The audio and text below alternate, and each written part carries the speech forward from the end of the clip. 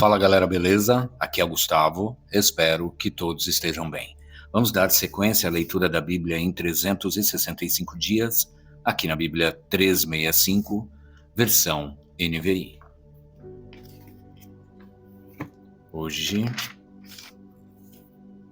leitura do dia 18 de outubro, leitura de número 291. A porção do Velho Testamento está em Jeremias 31, 27 a 32, 44. Virão dias, diz o Senhor, em que semearei na comunidade de Israel e na comunidade de Judá, homens e animais, assim como os vigiei para arrancar e despedaçar, para derrubar, destruir e trazer a desgraça, também os vigiarei para edificar e plantar, declara o Senhor. Naqueles dias não se dirá mais: os pais comeram uvas verdes, e os dentes dos filhos se embotaram. Ao contrário, cada um morrerá por causa do seu próprio pecado. Os dentes de todo aquele que comer uvas verdes se embotarão. Estão chegando os dias, declara o Senhor, quando farei uma nova aliança com a comunidade de Israel e com a comunidade de Judá. Não será como a aliança que fiz com os seus antepassados, quando os tomei pela mão para tirá-los do Egito, porque quebraram a minha aliança, apesar de eu ser o Senhor deles, diz o Senhor. Esta é a aliança que farei com a comunidade de Israel depois daqueles dias, declara o Senhor.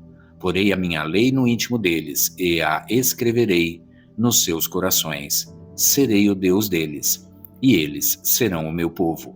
Ninguém mais ensinará ao seu próximo, nem ao seu irmão, dizendo: conheça ao Senhor, porque todos eles me conhecerão, desde o menor até o maior, diz o Senhor, porque eu lhes perdoarei a maldade e não me lembrarei mais dos seus pecados. Assim diz o Senhor, aquele que designou o sol para brilhar de dia, que decretou que a lua e as estrelas brilhem de noite, que agita o mar para que as suas ondas rujam. O seu nome é o Senhor dos Exércitos. Somente se esses decretos desaparecerem de diante de mim, declara o Senhor, deixarão os descendentes de Israel de ser uma nação diante de mim para sempre. Assim diz o Senhor. Se os céus em cima puderem ser medidos, e os alicerces da terra embaixo puderem ser sondados, então eu rejeitarei os descendentes de Israel, por tudo o que eles têm feito, diz o Senhor. Estão chegando os dias, declara o Senhor, em que esta cidade será reconstruída para o Senhor, desde a torre de Hananeel até a porta da esquina.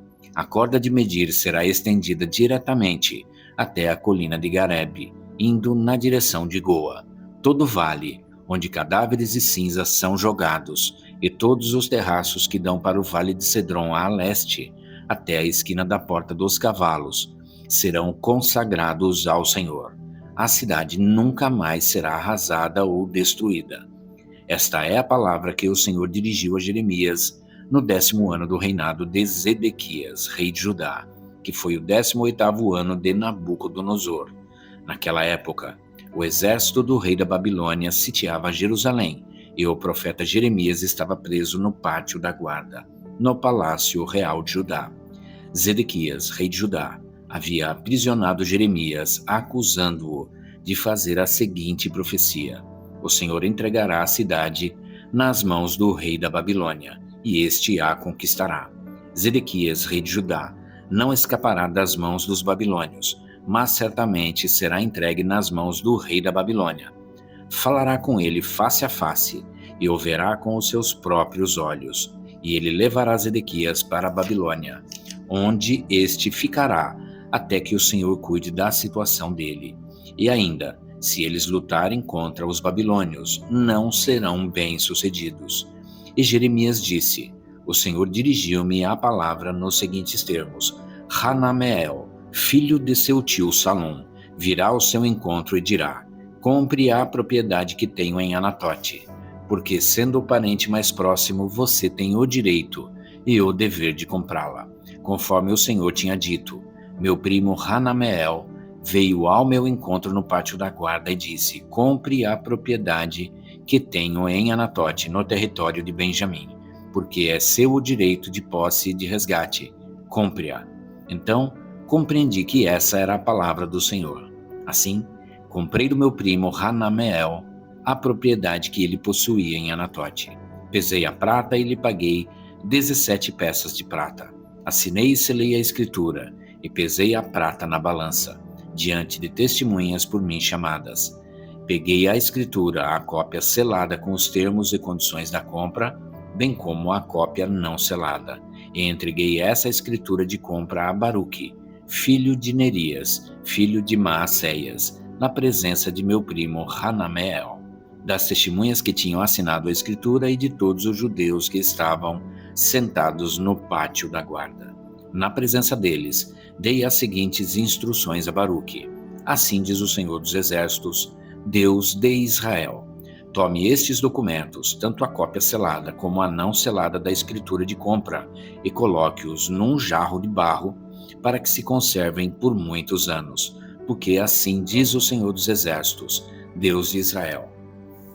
Casas, campos e vinhas tornarão a ser comprados nesta terra. Depois que entreguei a escritura de compra a Baruque, filho de Nerias, orei ao Senhor.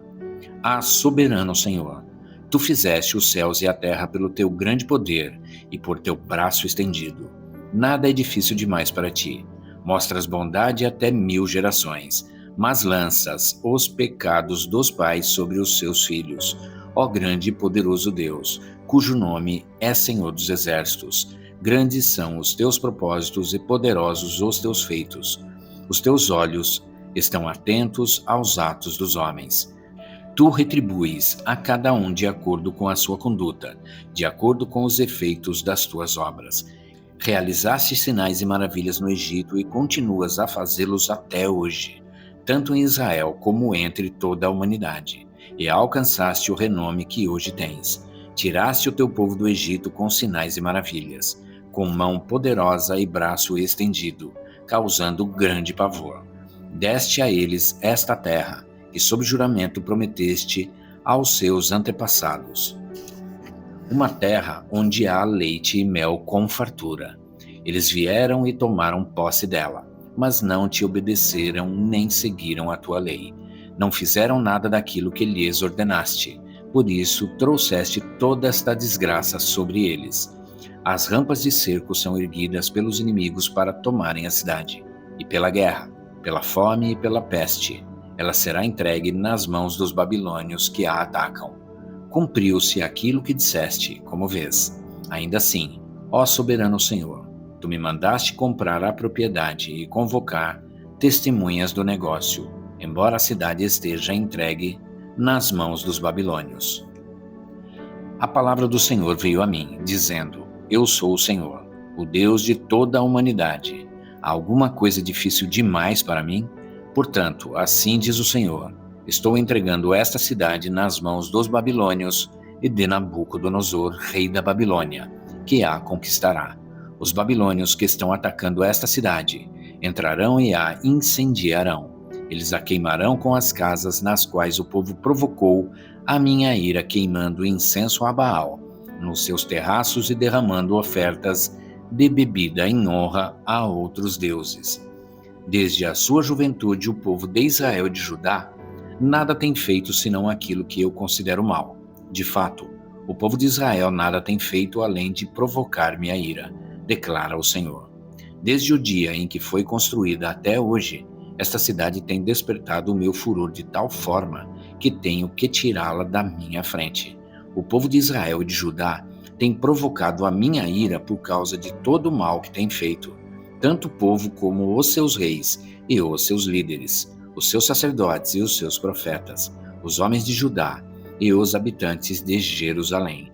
Voltaram as costas para mim e não o rosto. Embora eu os tenha ensinado vez após vez, não quiseram ouvir-me, nem aceitaram a correção. Profanaram o templo que leva o meu nome, colocando nele as imagens de seus ídolos. Construíram altares idólatras para Baal no vale de Ben-Rinom, para sacrificarem a Moloque os seus filhos e as suas filhas, coisa que nunca ordenei, prática repugnante que jamais imaginei, e assim levaram Judá a pecar. Portanto, assim diz o Senhor a esta cidade, sobre a qual vocês estão dizendo que será entregue nas mãos do rei da Babilônia por meio da guerra, da fome e da peste. Certamente eu os reunirei de todas as terras para onde os dispersei na minha ardente ira e no meu grande furor. Eu os trarei de volta a este lugar e permitirei que vivam em segurança. Eles serão o meu povo e eu serei o seu Deus. Darei a eles um só pensamento e uma só conduta, para que me temam durante toda a sua vida, para o seu próprio bem e o de seus filhos e descendentes. Farei com eles uma aliança permanente, jamais deixarei de fazer o bem a eles, e farei com que me temam de coração, para que jamais se desviem de mim. Terei alegria em fazer-lhes o bem, e os plantarei firmemente nesta terra de todo o meu coração e de toda a minha alma. Sim, é o que farei. Assim diz o Senhor.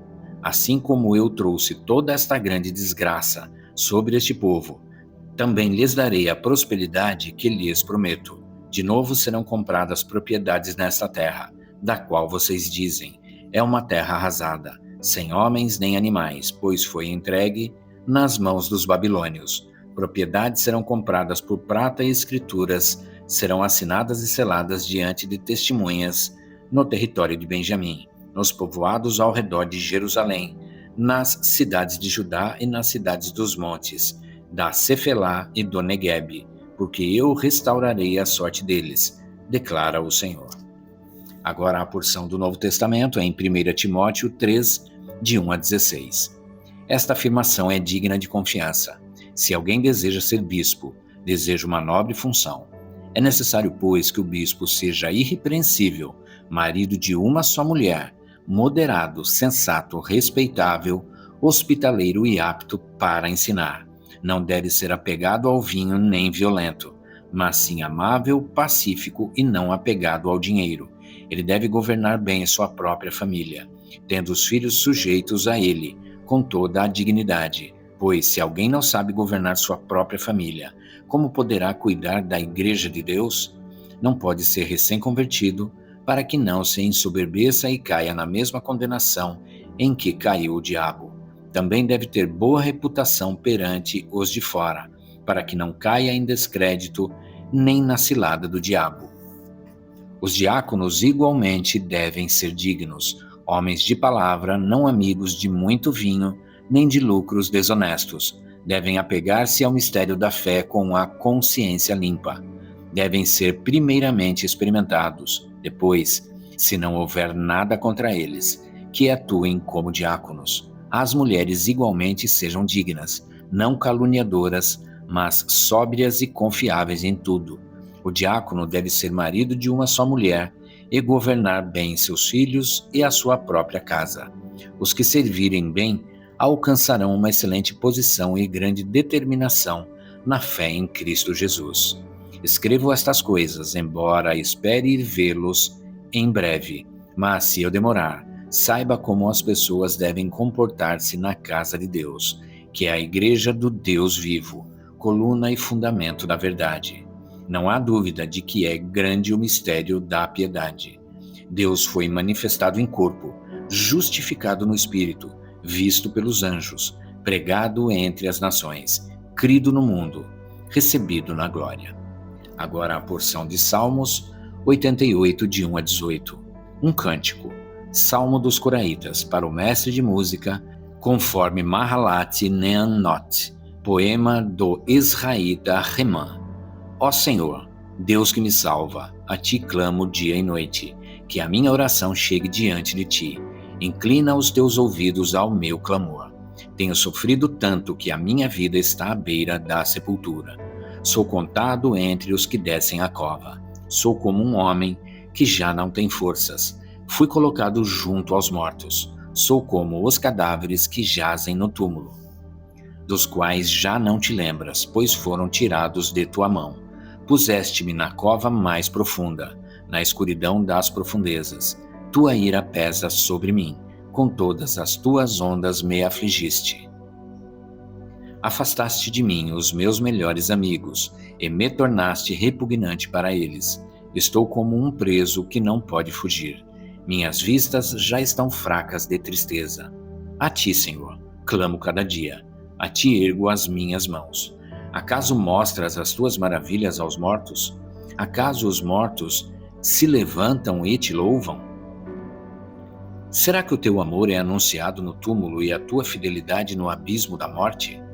Acaso são conhecidas as tuas maravilhas na região das trevas e os teus feitos de justiça na terra do esquecimento? Mas eu, Senhor, a ti clamo por socorro. Já de manhã a minha oração chega à tua presença. Por que, Senhor, me rejeitas e escondes de mim o teu rosto?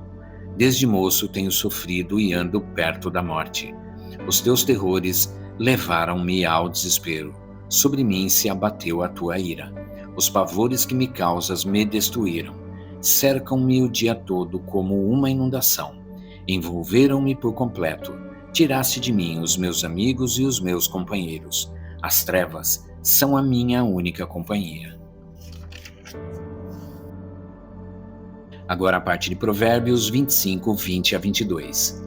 Como tirar a própria roupa num dia de frio ou derramar vinagre numa ferida é cantar com o coração entristecido. Se o seu inimigo tiver fome, dele de comer. Se tiver sede, dele de beber. Fazendo isso, você amontoará brasas vivas sobre a cabeça dele, e o Senhor recompensará você. Até aqui. E é isso, gente.